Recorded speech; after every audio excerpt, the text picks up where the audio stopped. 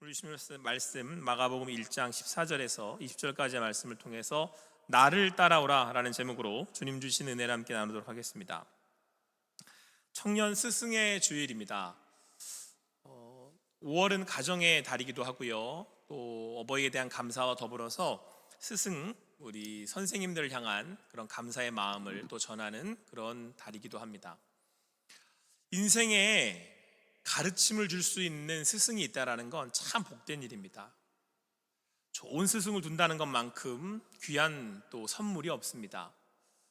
그래서 아마도 여러분들의 삶을 지도하고 인도해 주셨던 아마 선생님들을 또 기억하실 수 있을 것입니다. 바라기는 청년 스승의 주일을 맞이하여서 우리에게 가르침을 주시는 분들에게 함께 감사할 수 있는 그런 시간들이 되기를 소망합니다. 저도 이번 스승의 주일을 맞이하여서 내일 저에게 귀한 가르침을 주셨던 그 스승님들을 좀 찾아뵈려고 합니다.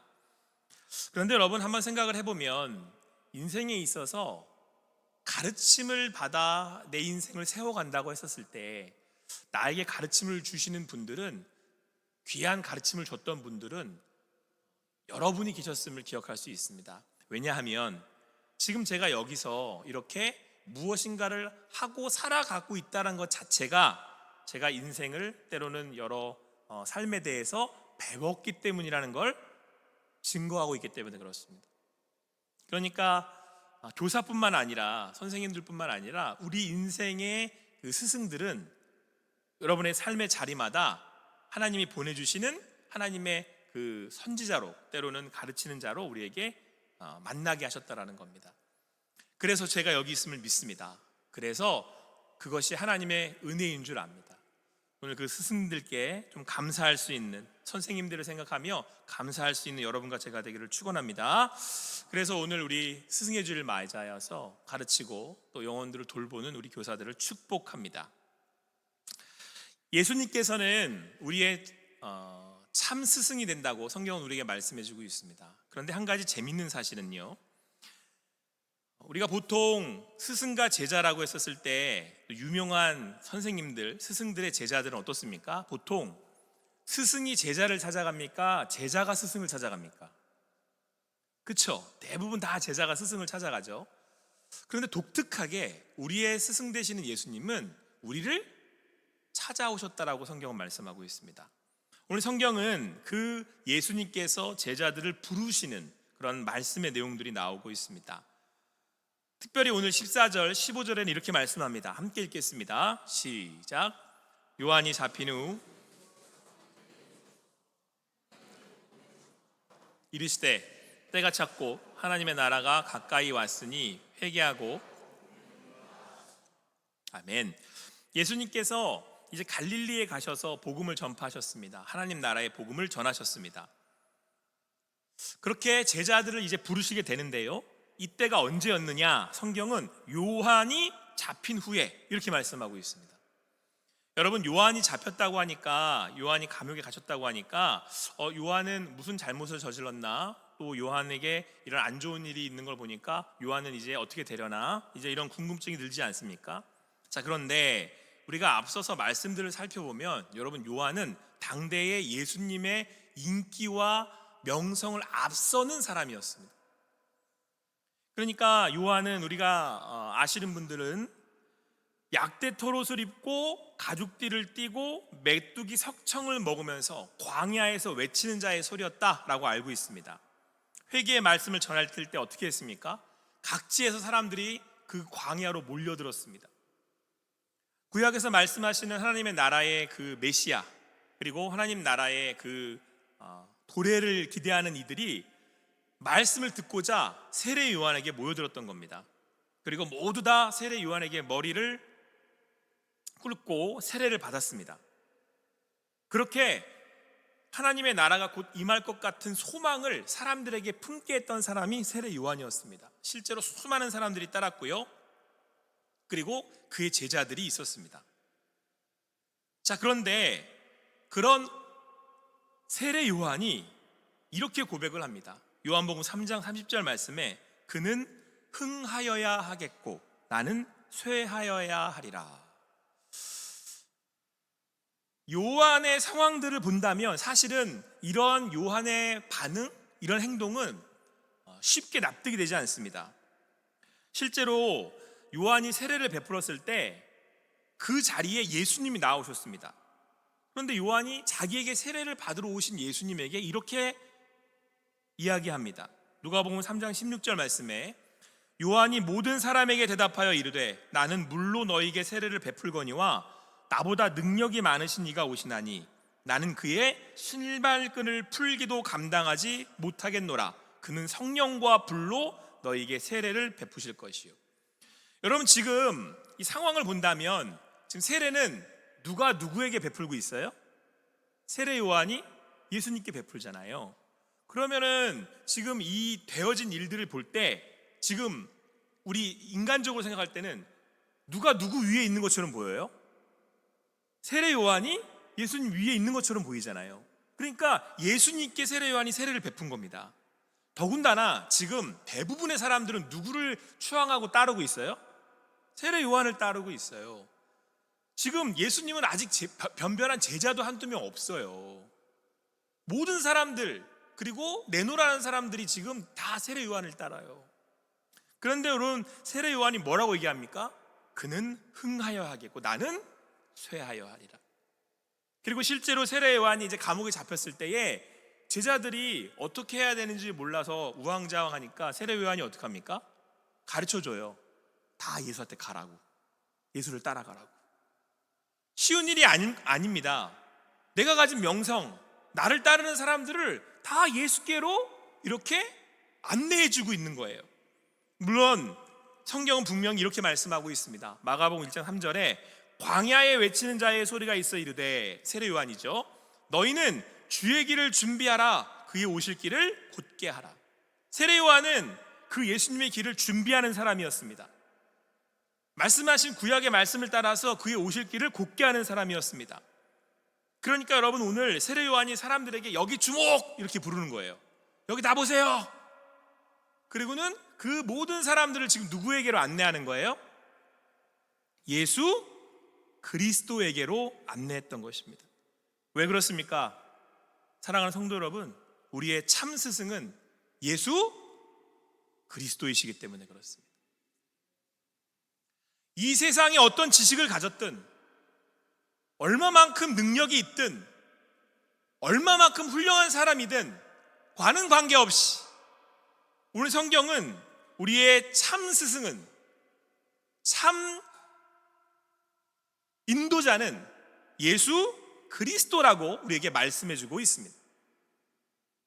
그래서 여러분, 저를 포함한 모든 교사들은 우리에게 오는 모든 이들을 예수 그리스도에게로 안내할 책임과 의무와 사명이 있습니다.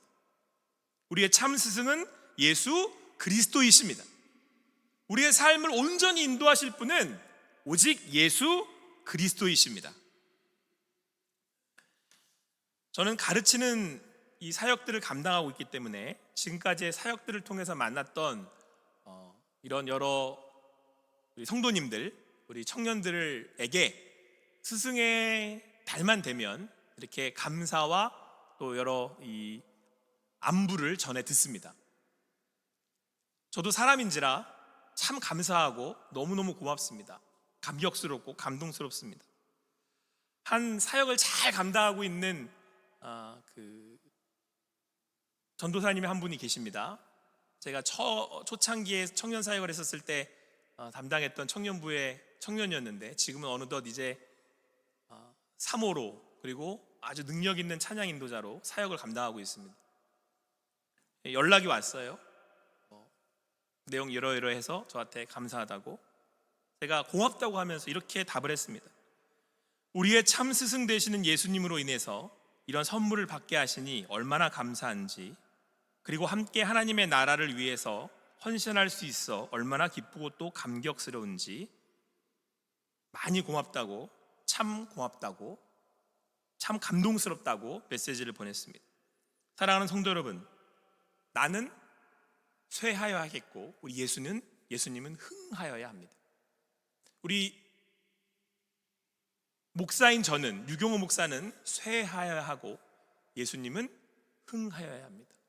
왜냐하면 진짜 스승은, 진짜 우리에게 참된 가르침을 주시는 분은 예수 그리스도이기 때문에 그렇습니다. 우리 교사되는 귀한 사역을 감당하고 있는 선생님들, 이 사역에 동참하는 것이 영광인 줄 알고 주님의 사역들을 감당하실 수 있게 되기를 간절히 소망합니다.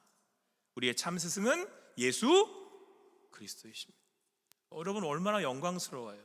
제가요, 다른 거 다 자체해 두고 이 사역을 할 수 있다는 것 자체가 선물이에요.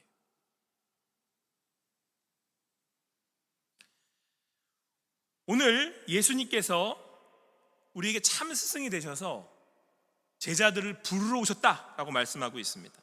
요한복음 15장 16절 말씀에 너희가 나를 택한 것이 아니요 내가 너희를 택하여 세웠다, 이렇게 말씀하고 있습니다. 참 독특하게 제자를 삼으십니다. 자, 그런데 예수님께서 어디로 가셨냐면 갈릴리 해변으로 지나가시다가 시몬, 그러니까 베드로죠, 그리고 형제 안드레를 먼저 부르셨습니다. 그들은 그물을 던지고 있는 어부였습니다. 예수님께서 그들에게 말씀하셨습니다. 나를 따라오라, 내가 너희로 사람을 낚는 어부가 되게 하겠다라고 말씀해 주셨습니다. 그때의 그들의 반응이 18절에 이렇게 말씀하고 있습니다. 우리 18절 말씀 같이 읽겠습니다. 시작. 여러분, 이 18절 말씀은 제자도의 1번입니다. 예수를 따르는 제자라면 이 말씀을 마음에 새기고 있어야 됩니다. 우리의 자세를 이야기하기 때문에 그렇습니다. 예수님이 부르실 때 곧 그물을 버려두고 따르니라.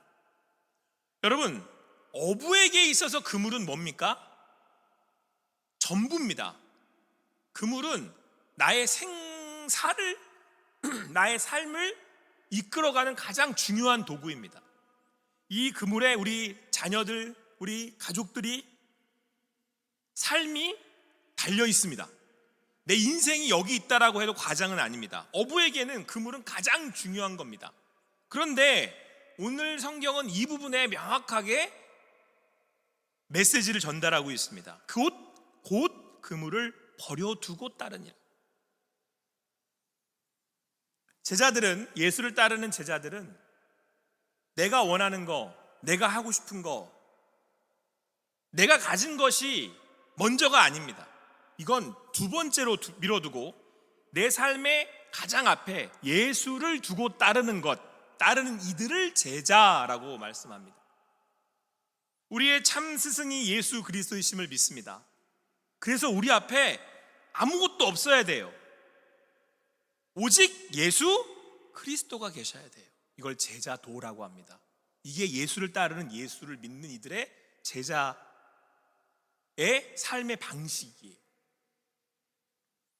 이어서 또 같은 어부였던 야고보와 요한이라고 하는, 형제 요한이라고 하는 제자들을 부르시는데요, 그들도 어부였습니다. 그런데 이번에는 성경은 이렇게 말씀하고 있습니다. 그들이 배에서 그물을 깁고 있었답니다. 근데 예수님이 그들도 부르신 거예요.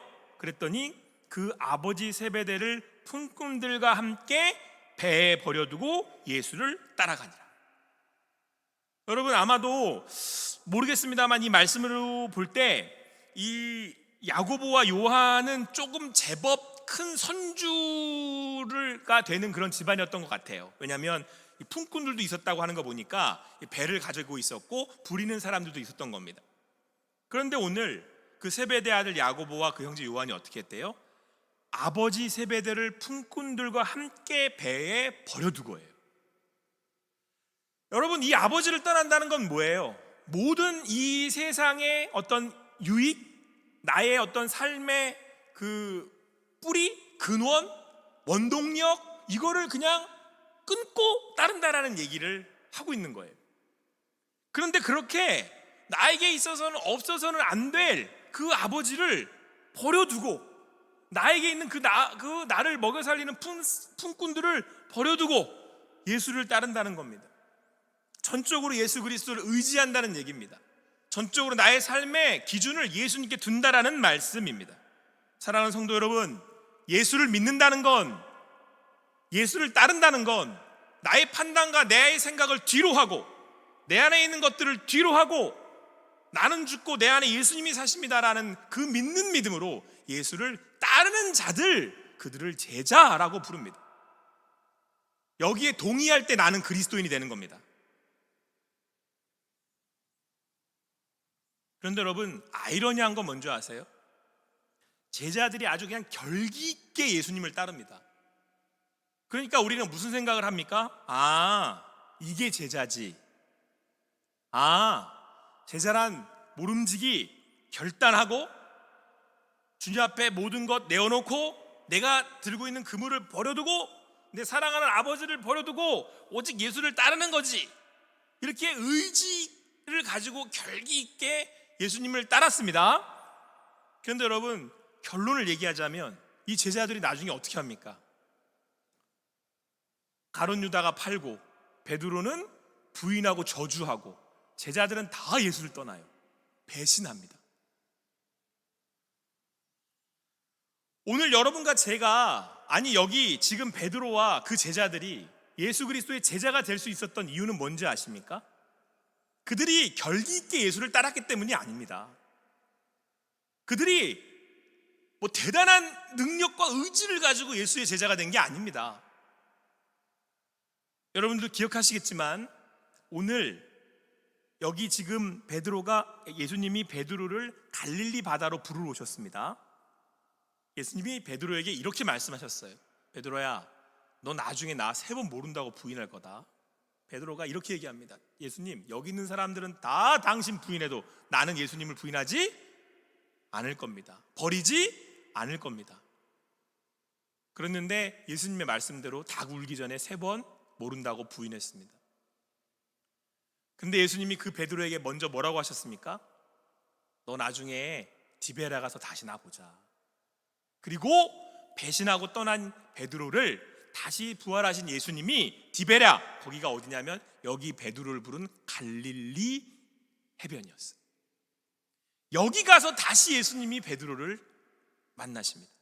그리고 그때 예수님이 베드로에게 3번 내가 나를 사랑하느냐라고 물으십니다. 여러분, 제자가 어떻게 만들어지는지 아십니까? 제자는 예수님이 부르셔서 제자가 되는 겁니다. 여러분, 오늘 여기 나오는 이 제자들, 나머지 제자들도 다 마찬가지예요. 그냥 평범한 갈릴리 어부예요. 좀 더 비하하면 이들은 누구도 주목하지 않는 변두리에 사는 그냥 어부 평범한 사람들이에요. 그런데 여러분, 이렇게 시작된 기독교가 지금은 전 세계의 예수의 제자라고 자칭하는 사람들을 믿음으로 고백하는 교회인 사람들을, 성도들을 이루는 시작이 됐던 사람들이에요. 이들은 그냥 어부예요. 그물질했던. 이들이 탁월한 결기나 놀라운 능력이 있어서 예수의 제자가 된 게 아닙니다. 제가 말씀드렸죠. 예수님의 제자도는 좀 독특한데, 제자들이 스승을 찾아가는 게 아니고 스승인 예수님이 부르셔요. 여러분, 여기에 바로 예수 그리스도의 제자가 되는 놀라운 능력이 있습니다. 여기에 우리가 믿음과 소망으로 살아가는 근거가 있습니다. 우리가 후원하고 기도하고 있는 선교사님들 중에 요르단 암만의 김현성 선교사님이라는 분이 계십니다. 제가 이제 차치에 또 기회가 되면 이렇게 말씀드리겠습니다만, 여러 나라들이 있고 선교가 이루어지고 있는데 그냥 객관적으로 딱 봤을 때 가장 힘든 나라가 어디냐? 물론 각자 선교사님들마다 왜 어려움이 없고 힘듦이 없겠습니까? 특별히 힘든 나라가 모슬림 국가들이에요. 제가 본 바로는 그렇습니다. 왜 그러느냐? 여기는 열매가 없어요. 김현성 교사님이 지난번 금요기도회 때 말씀을 전해주시면서 베드로전서 3장 15절 말씀을 전해주셨는데, 이때 지금 있는 그 사역에 대한 이제 기도 제목을 좀 나누셨어요. 5년 10년 동안 정말 말씀을 전하고 사랑으로 양육을 해요. 가르칩니다. 그런데 때가 돼도 성장하지 못하거나 교회의 리더로 서지를 못한다는 거예요. 이제는 준비가 되었으니 된 것 같으니 함께 가르치는 사역을 감당하자, 리더로 좀 서달라고 얘기하면 주저주저합니다. 심지어는 5년 10년이 됐는데도 성도가 그냥 그 자리에서 더 늘지 않는 거예요. 이유는 뭐냐? 여러분, 모슬림 국가 자체는 태어날 때부터 나는 모슬림인으로 태어나요. 그런데 만약에 내가 예수를 믿는다고 하잖아요. 그러면 먼저 가정으로부터 퇴출을 당합니다. 그 가정을 함께 살 수 없어요. 사회적으로 완전히 매장이 됩니다. 더군다나 이 사회 자체가 계속해서 모두 다가 그 종교 모슬림에 의해서 공동체로 묶여있기 때문에 아무리 말씀을 가르쳐도 사회로 돌아가면 다시 리셋이 되는 거예요. 처음부터 이 사람이 다시 또 이렇게 마음과 생각이 돌아가요. 그리고 다시 오면 또 그 사람들에게 다시 시작을 해야 되는 거예요. 그러니까 모슬림 선교처럼 열매가 없으려고요. 얼마나 힘든지 몰라요. 제가 몇 교회를 들러서 봤는데요, 20년 사역을 하셨어요. 30년 사역을 하셨어요. 근데 성도가 3-4명이에요. 여기를 지나간 성도들이 한두 분이었겠습니까? 성장을 할 수가 없어요. 왜냐하면 당장에 자기 그물을 내려놔야 되는데 쉽지 않습니다. 그래서 여러분, 모슬림 선교가 너무너무 힘들어요. 여기에 대한 이야기의 기도 제목들을 나누시면서 요르단 암만 김영성 선교사님이 사역하고 계신 김영성 선교사님이 기도 제목을 나누셨습니다. 그런데 그분이 그날 전해주신 말씀이 이거예요. 베드로전서 3장 15절, 너희 마음에 그리스도를 주로 삼아 거룩하게 하고 너희 속에 있는 소망에 관한 이유를 묻는 자에게는 대답을 할 것을 항상 준비하되 온유와 두려움으로 하고. 말씀인 요는 이겁니다. 열매가 안 보여요. 상황은 극도로 어렵습니다. 마음은 맨 밑바닥까지 꺼집니다. 내가 여기 계속 있어야 되나? 그런 마음까지 듭니다. 이거 접어야 되나? 매년 든답니다. 그런데 다시 소망해서 다시 마음을 가지고 나아갈 수 있는 이유는 여기에 부르신 분이 누구라는 거예요. 내 참 스승 되시는 예수 그리스도라는 거예요.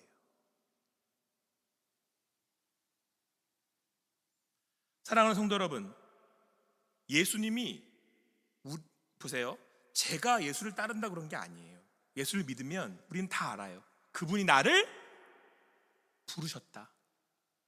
그러면 예수님은 실패한 베드로를 갈릴리에서 다시 만나신다니까요. 이 말씀은 뭐예요? 내가 너 불렀다, 내가 너 찍어서 불렀어. 이 얘기는 예수님이 불렀으니 어떻게 하시겠다는 거예요? 끝까지 책임지겠다는 거예요. 내가 세상 언제까지? 끝날까지 너희와. 그래서 여러분, 예수를 믿는 사람들은 명확하게 뭔지 아세요? 소명이라는 걸 얘기해요. 제가 이거 왜 하는지 아십니까? 누가 부르셔서. 사랑하는 성도 여러분, 유경호 목사가 여기 왜 이 사역을 감당하는지 아십니까? 누가 부르셔서. 여러분들은 이 교회에 이 사역들을 왜 감당하십니까? 예수님이 부르셔서. 이걸 소명이라고 하는 거예요. 콜링, 부르심.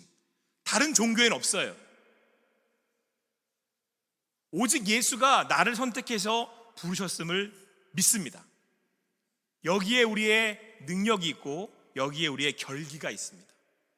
나의 나됨이 나에게 있는 것이 아니라 나를 부르신 예수 그리스도에게 있는 줄을 믿습니다. 여러분, 그 예수가 이 땅에 오셔서 하나님의 나라를 선포하셨습니다. 회개하고 복음을 믿으라고 말씀을 전해 주셨습니다. 그리고는 그 말씀을 전할 제자들을 부르셨습니다. 그런데 여러분, 이때 유독 예수님의 제자들 중에 어부가 많아요. 이 독특하죠? 물론 갈릴리에 어부가 많았다라고 생각할 수도 있지만, 그런데 마태 같은 세리였던 마태 같은 제자들에게서 사례를 볼 때 다른 제자들에게서는 실질적으로 그 직장, 그가 가졌던 하던 일에 대해서는 언급하시지 않거든요. 유독 어부에 대한 이 말씀이 오늘 성경 본문에 나와요. 예수님께서 그들이 어부인 줄 아시고 부르셨습니다. 나를 따라와라. 그러면서 뭐라고 하셨냐면 내가 너희로 사람을 낚는 어부가 되게 하리라. 유독 요때만 이렇게 말씀을 하셔서요. 그들의 이 직업을 가지고 소명을 말씀하실 때 너희가 어부지, 근데 지금부터는 사람을 낚는 어부가 되게 할 거야. 그러니까 이 얘기는 베드로와 안드레와 앞서 말한 야고보와 이 요한에게만 국한된 게 아니라 예수님께서 앞으로 이들을 통해 나타날 모든 제자들에 의해서 삼라질 그 예수의 제자들에게 동일하게 똑같이 하시는 말씀이에요. 예수의 제자라면, 예수의 제자가 됐다는 건 예수를 따르는 사람들인데, 그 예수가 나를 부르셨기에 그 사역을 감당하고 사명을 감당하는 사람들인데, 그 사명의 첫 번째가 뭐냐? 사람 낚는 어부가 되는 거예요. 마지막까지 예수님이 그 삶을 살아가셨기 때문에 그렇습니다. 사랑하는 성도 여러분, 우리의 참 스승은 예수 그리스도이십니다. 우리는 그분이 부르셔서 그분을 따라가는 예수의 제자들입니다. 여기에 여러분 우리의 소망이 있는 줄 믿습니다. 여러분, 예레미야라고 하는 선지자를 기억하십니까? 하나님이 예레미야를 부르셨어요. 이리 와, 너 가서 유다에게 말씀을 전해. 근데 그 말씀의 내용이 뭐였냐면 유다가 바빌론에게 망해서 포로로 끌려갈 거라는 거예요. 난리가 났습니다. 이 매국노야. 그리고 막 예레미야를 핍박합니다. 근데 예레미야가 또 전하는 말씀이, 사람들은 2년 만에 포로 생활이 끝날 거야, 3년 만에 끝날 거야, 좀만 참어, 여기다가 여기 있는 거 뭐 하지 마, 여기 있는 일들 하지 마. 그러는데 예레미야 가서 또 그럽니다. 하나님이 그러시는데 몇 년? 10년을 포로로 살 거야. 이 얘기는 이 세대가 여기서 다 죽는다는 거잖아요. 결국 메시지가 뭐예요? 포로로 잡혀 다 죽어요, 이거거든요. 예레미야가 전해야 될 그 말씀이 멸망이에요. 근데 예레미야는 그 말씀을 가지고 갑니다. 사람들이 핍박을 막 받습니다. 하나님, 제가 못 해먹겠습니다. 그런데 그때 예레미야가 뭐라고 고백하는지 아십니까? 아주 유명한 말씀이 나와요. 내가 이 하나님의 말씀을 전하지 않으면 내가 골수에 사무치니 답답하여 견딜 수가 없습니다. 이게 제자의 마음이에요. 상황과 사람과는 관계없이 하나님이 부르셔서 그분의 예수의 제자가 돼서 그분의 마음으로 주님의 길을 가는 사람들. 그래서 오늘도 그 부르심 앞에 그 하나님의 나라를 증거하는 사람들을 제자라고 부릅니다. 사랑하는 성도 여러분, 호산나 교회의 참 스승은 예수 그리스도이십니다. 우리가 그 사역에 부르심을 받았습니다. 그래서 우리는 영광스러운 자리에 있는 겁니다. 사람이 알아주지 않아도, 내 뜻과 내 마음대로 되지 않아도 예수 그리스도가 나의 스승이시기에 그분의 나라를 전하고 그분의 길을 따라갑니다. 아무쪼록 청년 스승의 주일을 맞이하여서 오롯이 주님을 가는 그 길을 따를 수 있는 여러분과 제가 되기를 간절히 소망합니다. 우리의 참 스승 되시는 예수님이 우리에 앞서 가셨습니다.